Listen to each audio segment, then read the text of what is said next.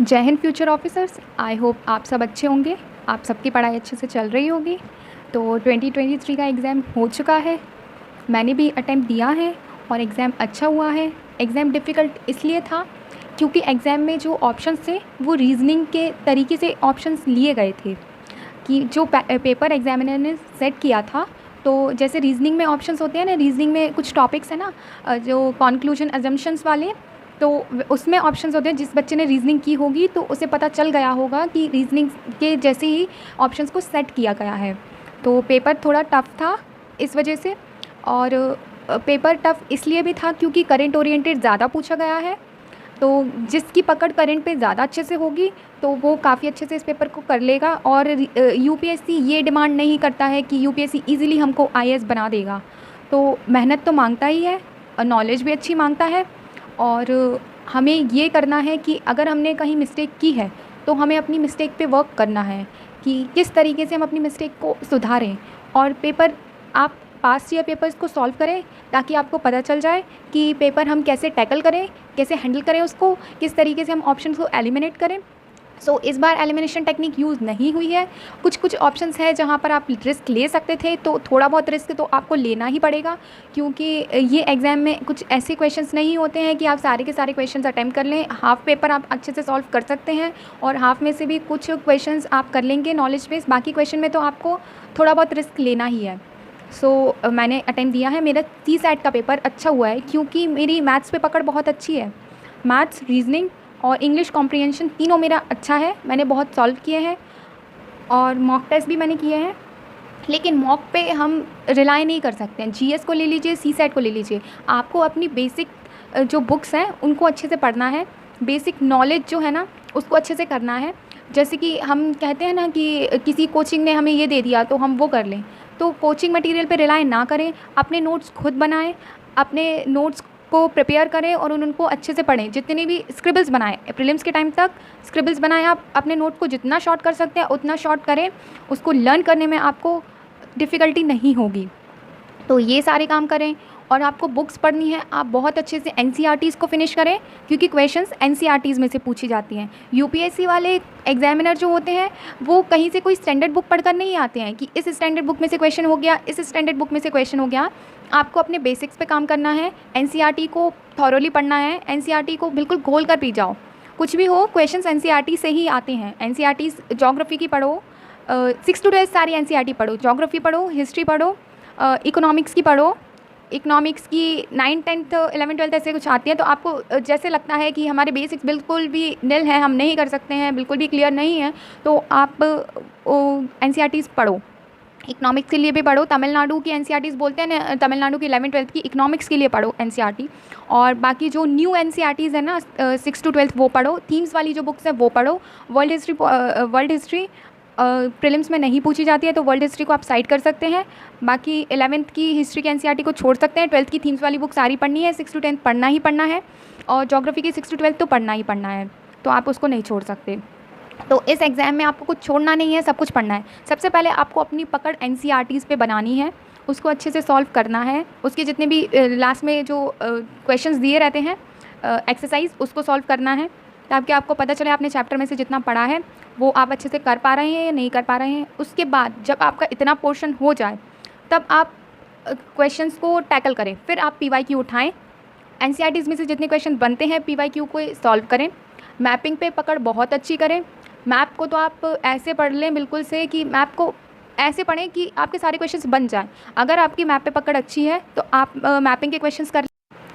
अब हम पॉलिटी की बात करते हैं। तो पॉलिटी के लिए हमें लक्ष्मीकांत पढ़ना है। अगर आपके बेसिक्स क्लियर नहीं है तो आप एनसीईआरटीज़ को रेफ़र कर सकते हैं, अदरवाइज़ आप पॉलिटी की एनसीईआरटीज़ को छोड़ दें तो आप स्टैंडर्ड बुक पे आ सकते हैं। लक्ष्मीकांत एनफ है, उसको करंट के साथ लिंक करके पढ़ें। करंट बिल्कुल नहीं छोड़ना है। द हिंदू, इंडियन एक्सप्रेस, दो में से एक न्यूज़पेपर पढ़ें। मैं द हिंदू पढ़ती हूँ, तो हमारे यहाँ तो आता नहीं है तो मुझे ऑनलाइन लेना पड़ता है, उसका सब्सक्रिप्शन आप ले लें द हिंदू का और उसको पढ़ें। और द हिंदू में अगर आपको कोई डिफ़िकल्टी आती हो तो उसका आप यूट्यूब पे बहुत से लोग द हिंदू पढ़ाते हैं, तो कोई अच्छे से यूट्यूब चैनल से आप द हिंदू का एनालिसिस भी देख सकते हैं। बट न्यूज़पेपर को आपको खुद ही पढ़ना है। न्यूज़पेपर पे ये नहीं छोड़ सकते किसी ने कुछ पढ़ा दिया तो हम वो करके चले जाएं, नहीं। न्यूज़पेपर को आपको पढ़ना है, आपको अपने सिलेबस के अकॉर्डिंग पढ़ना है, तो ये चीज़ों का आप ध्यान रखें। और उसके बाद आते हैं इंटरनेशनल रिलेशन पे। तो इंटरनेशनल रिलेशन GS 2 का भी पार्ट है, मेंस के लिए बता रही हूँ, और हमारे प्रीलिम्स में भी बहुत काम करता है। तो इंटरनेशनल रिलेशनशिप में जो भी ऑर्गेनाइजेशंस हैं, कौन सी कंट्रीज़ हैं, कहाँ पर क्या इंडिया के बायलैटरल रिलेशन है, ट्राइलैटरल रिलेशन है, तो वो सारे पढ़ना है। और NCERTs को तो पढ़ना है, तो NCERTs तो बाकी सब्जेक्ट के लिए पढ़ना है, लेकिन इंटरनेशनल रिलेशंस पे आपको मैप लेकर पढ़ना है। आपके जो एटलस है, कोई भी एटलस ले लीजिए, ओरिएंट ब्लैक सॉन ले लीजिए या फिर ऑक्सफोर्ड की ले लीजिए, दो में से कोई भी एटलस ले लीजिए, मेरे पास दोनों हैं, तो आप उस पर पढ़ सकते हैं। एटलस को बिल्कुल भी नेगलेक्ट मत करना।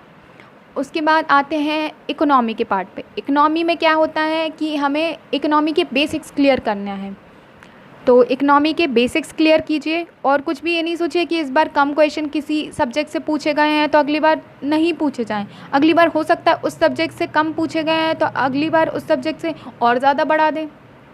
इस बार ज्योग्राफी का रोल ज़्यादा रहा है, ज्योग्राफी से क्वेश्चन ज़्यादा पूछे गए हैं, तो ज्योग्राफी मेरा ऑप्शनल है, तो मैंने काफ़ी क्वेश्चंस टैकल अच्छे से कर लिए हैं। मैपिंग भी मैंने अच्छे से की हुई थी, मैंने कुछ भी नहीं छोड़ा है, जितना मैंने पढ़ा था उतने हिसाब से मैंने कर लिया है पेपर। और ज़्यादा पेपर में मैंने रिस्क इसलिए नहीं लिया क्योंकि आप और ज़्यादा करेंगे तो आप नेगेटिव में और चले जाएंगे। तो उतना करें कि हाँ इतने मेरे सही हो गए हैं, इतना मुझे लग रहा है कि हाँ इतना मैंने पढ़ा है, मैं कर सकते हैं। और बाकी थोड़े बहुत क्वेश्चन में तो रिस्क लेना पड़ता है, थोड़े एक्स्ट्रा कर सकते हैं, लेकिन इतने भी ज़्यादा एक्स्ट्रा ना करें कि हम नेगेटिव में चले जाएं। तो और एग्ज़ाम में क्या करना है, हमें अपना ब्रेन एक्टिव रखना है, बहुत ज़्यादा दिमाग चलाने की ज़रूरत है, क्योंकि पेपर ऐसा नहीं पूछा जा रहा है कि ईज़िली आपको 4 ऑप्शन दे दिया आप उसको सॉल्व कर लें, ये नहीं कर सकते। क्योंकि UPSC एक ऐसा एग्ज़ामिनेशन है कि जहाँ पे आपकी नॉलेज को तो चेक किया जाता है, आप किस तरीके से पेपर को सॉल्व करेंगे, किस तरीके से उसको ले रहे हैं, तो ये सारी चीज़ें बहुत मायने रखती हैं। तो हमें बहुत सारी चीज़ों का ध्यान रखना है, क्योंकि देखिए हम डिसीज़न ऐसे अगर हम एक इंटरव्यू में जैसे चीज़ें पूछते हैं ना कि हाल ही में आपको ये चीज़ बोल दी तो आप कैसे डिसीज़न लोगे, तो वही चीज़ प्रीलिम्स में भी पूछी जा रही है कि आप किसी चीज़ को हाल कैसे सॉल्व करोगे। जल्दी से आपको कोई चीज़ दी गई तो वो एग्ज़ाम में जो क्वेश्चंस पूछे जा रहे हैं वो इसी चीज़ पे डिपेंड किए जा रहे हैं, इसी चीज़ पे रहे कि आप कैसे उसको सॉल्व करोगे।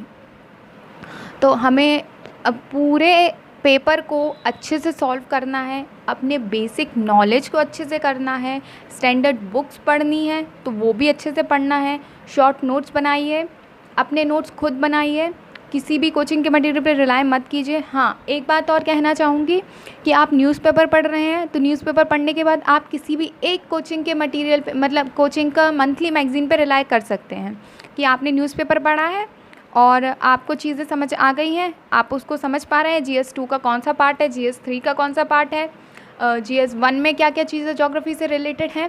और उसके बाद फिर आप आइए तो उसके बाद आप कोचिंग का किसी भी मंथली मैगज़ीन को फॉलो कर सकते हैं। मैगज़ीन को तो फॉलो करना ही है, साथ में हमें न्यूज़पेपर भी पढ़ना है, और न्यूज़पेपर इतने अच्छे से पढ़ना है कि हमें चीज़ें अच्छे से क्लियर हो जाएं।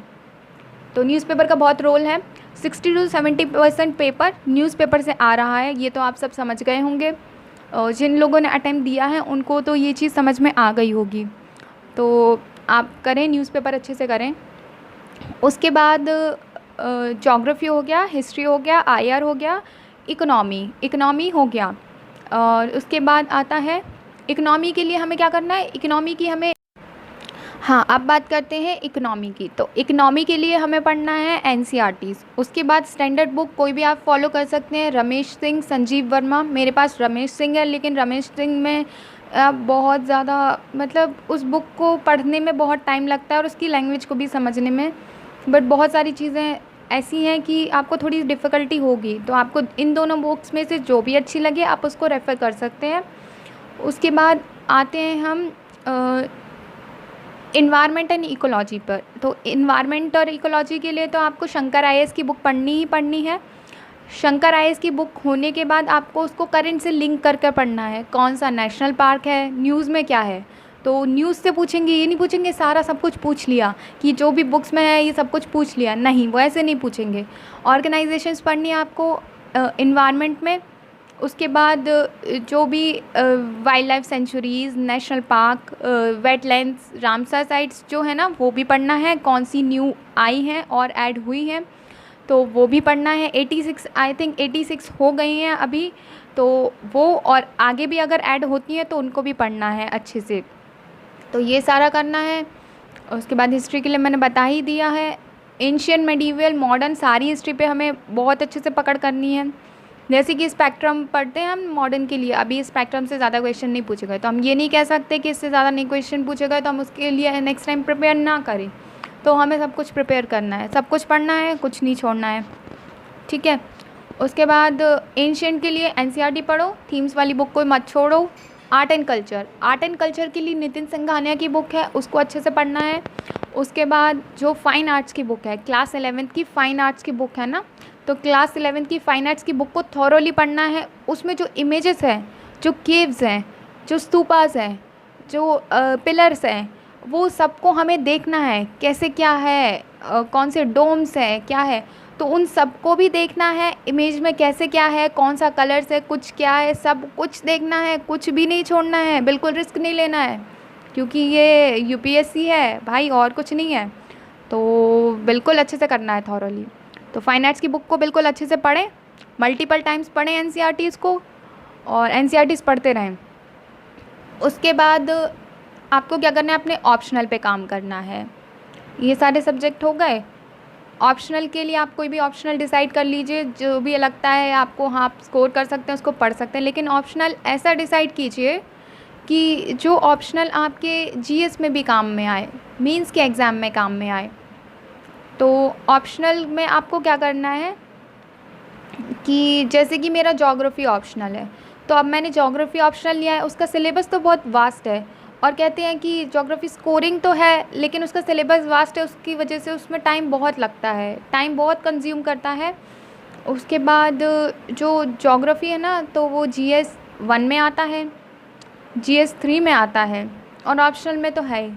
तो मेंस में क्या करना है, हमें मेंस के लिए आंसर राइटिंग में बहुत हेल्प करेगा।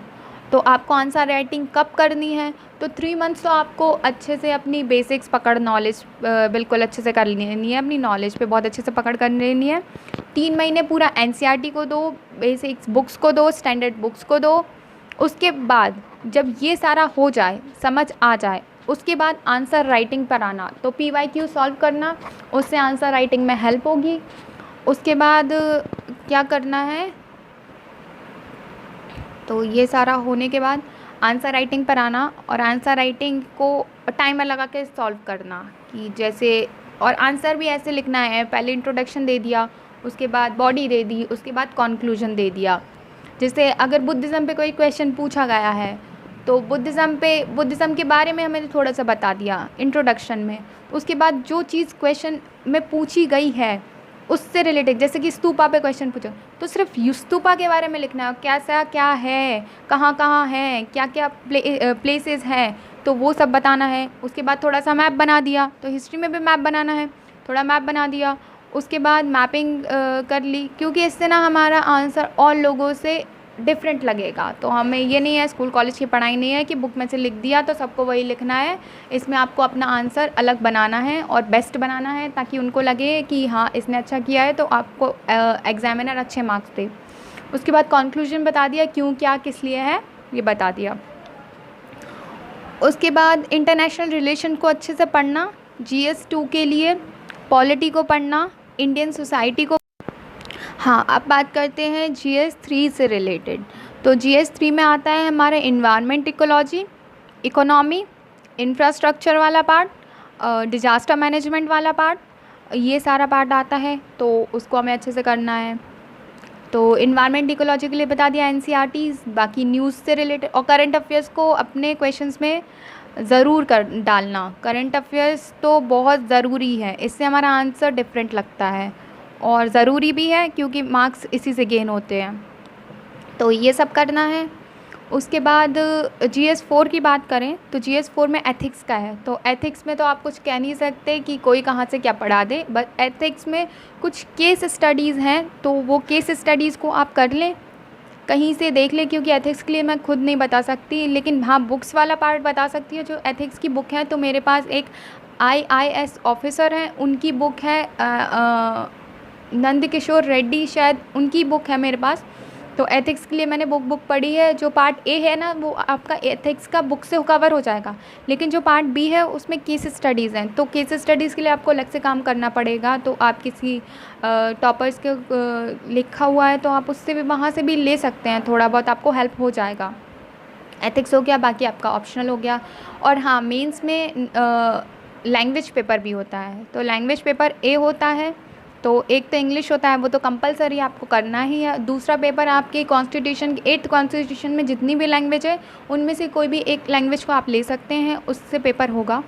तो इन पेपर को भी हमें अच्छे से करना है, इसको भी नेगलेक्ट नहीं करना है, नहीं तो अगर इसमें गड़बड़ हो गई तो आपका मेंस गड़बड़ हो गया समझो। तो इसलिए सब कुछ अच्छे से करना है, कोई भी चीज़ नहीं छोड़नी है।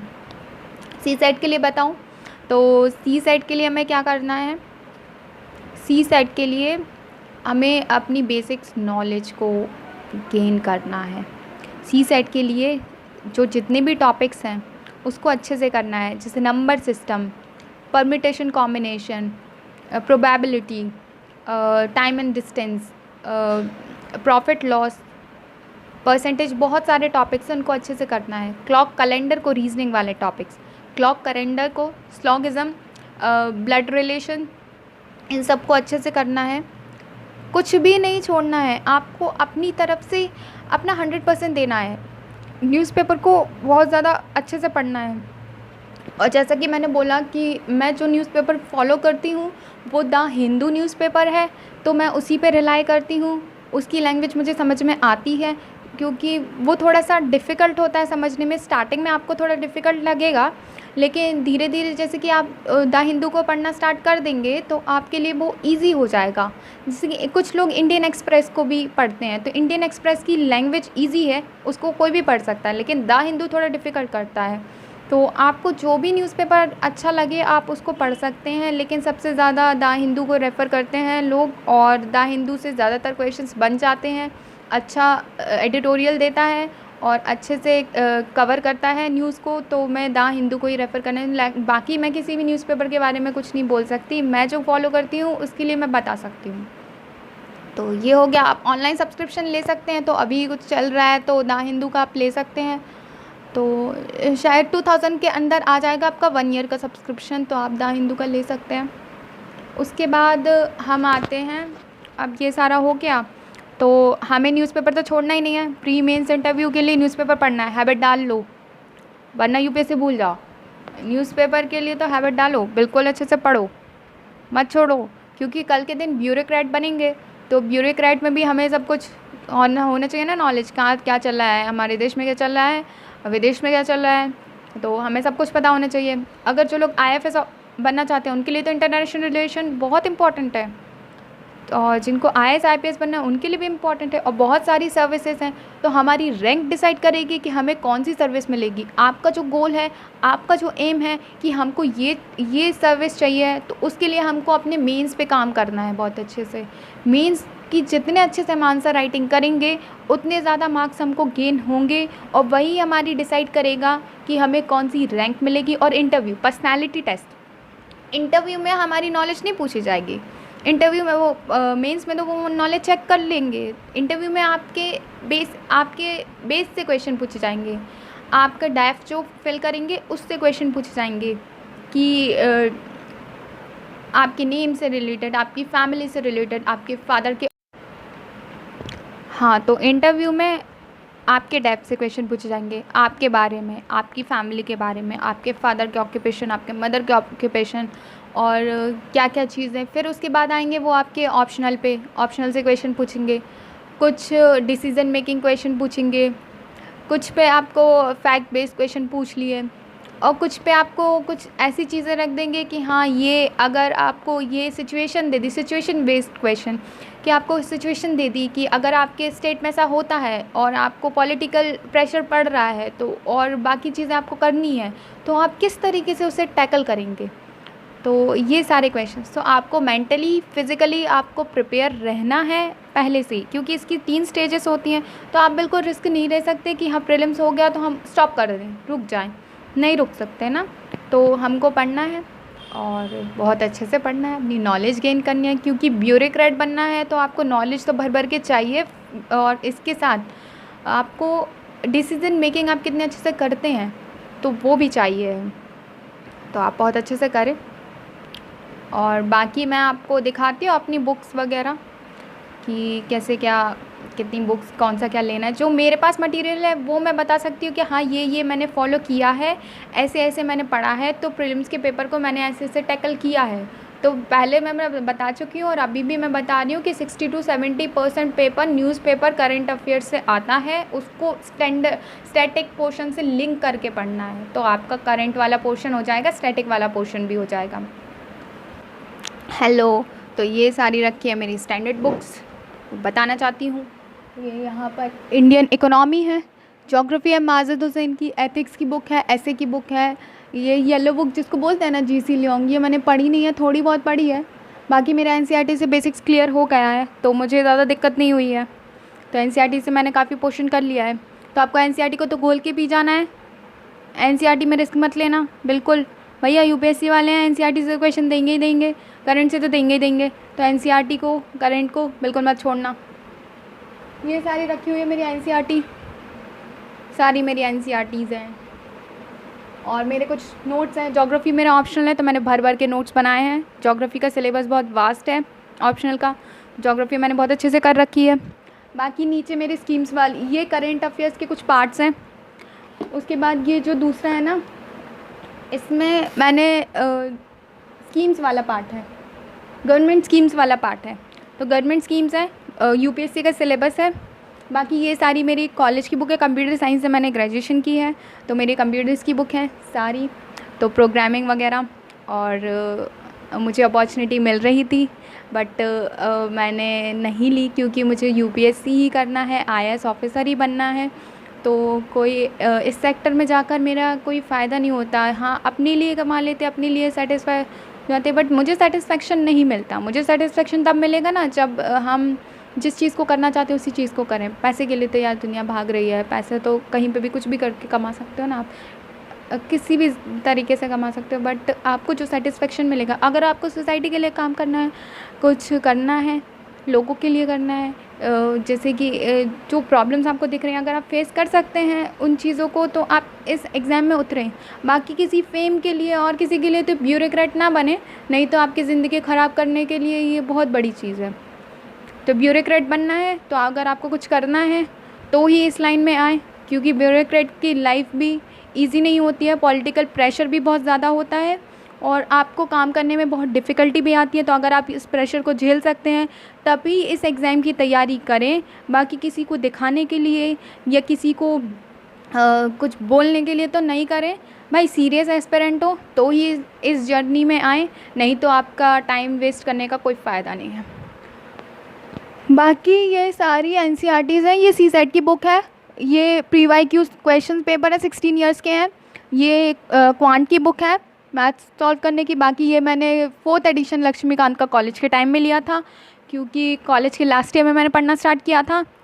तो लक्ष्मीकांत का 4th एडिशन है मेरे पास और अपडेटेड वर्जन चाहिए था, क्योंकि कुछ चीज़ें ऐड होती हैं अपडेटेड वर्जन में, तो अपडेटेड वर्जन तो आपको करना ही है। तो ये उसके बाद ये मेरे पास 6th एडिशन की बुक है, वो मेरी टेबल पर रखी हुई है। उसके बाद कृष्णन रेड्डी की तमिलनाडु की बुक है, इंडियन हिस्ट्री की। इसमें सारा पार्ट कवर है, मैंने कोई अलग से नहीं लिया है, बट स्पेक्ट्रम ली है तो स्पेक्ट्रम मॉडर्न हिस्ट्री के लिए। बाकी एंशिएंट मेडिवल मेरा इससे कवर हो जाता है। उसके बाद आर्ट एंड कल्चर के लिए नितिन सिंघानिया, शंकर आईएएस की बुक इन्वायरमेंट के लिए। बाकी मैं आपको रीजनिंग के लिए बता सकती हूँ कि रीजनिंग के लिए आप कोई भी बुक रेफ़र कर सकते हैं। बाकी एक आपके पास जीके की बुक होनी चाहिए जिसमें आप मार्क कर सकें क्वेश्चंस को। कि कैसे क्या आप अगर सब्जेक्ट वाइज क्वेश्चन किए हैं, टॉपिक वाइज किए हैं, तो आप उसको मार्क कर सके। तो एक जीके की बुक आपके लिए होनी चाहिए जिसमें कुछ क्वेश्चंस को आप मार्क कर सके। उसके बाद एनसीईआरटीज़, सारी एनसीईआरटीज़, और उसके बाद आते हैं करंट अफेयर्स पर। तो मैं फॉलो करती हूँ विजन आईएएस का, तो आपको बता सकती हूँ। ये देखिए विजन आईएएस का करंट अफेयर न्यूज़पेपर के साथ, न्यूज़पेपर पढ़ने के बाद। उसके बाद आते हैं हम पीटीज़ भी आप फॉलो कर सकते हैं, लेकिन मैं कहूँगी मंथली फॉलो करें। बाकी यही सब। और हाँ, ये है मेरा मैप, मैप नहीं, हिस्ट्री का चार्ट। ये भी है हिस्ट्री का चार्ट, तो मैंने उसको काट लिया है, आधा आधा कर लिया, आधा इधर चिपका लिया, आधा उधर। तो जब भी मैं इसको खोलती हूँ ना, तो मैं इसको पढ़ लेती हूँ। तो जब भी मैं कवर्ड खोलती हूँ बुक्स निकालने के लिए, तो इसको पढ़ लेती हूँ, तो कोई दिक्कत नहीं होती। तो आपके पास एक वॉल चार्ट होना चाहिए। और बस यही सब है मटेरियल। मैथ्स को सॉल्व करो, जितना अच्छे से सॉल्व कर सकते हो उतना अच्छे से सॉल्व करो, कोई भी चीज़ मत छोड़ो। सी सेट भी बहुत डिफ़िकल्ट हो रहा है, कैट लेवल का क्वेश्चन पूछे जा रहे हैं, तो जिसकी बेसिक पकड़ होगी ना मैथ्स पे अच्छी, तो वो सी सेट को टैकल कर लेगा, सी सेट उसके लिए ईजी लगेगा।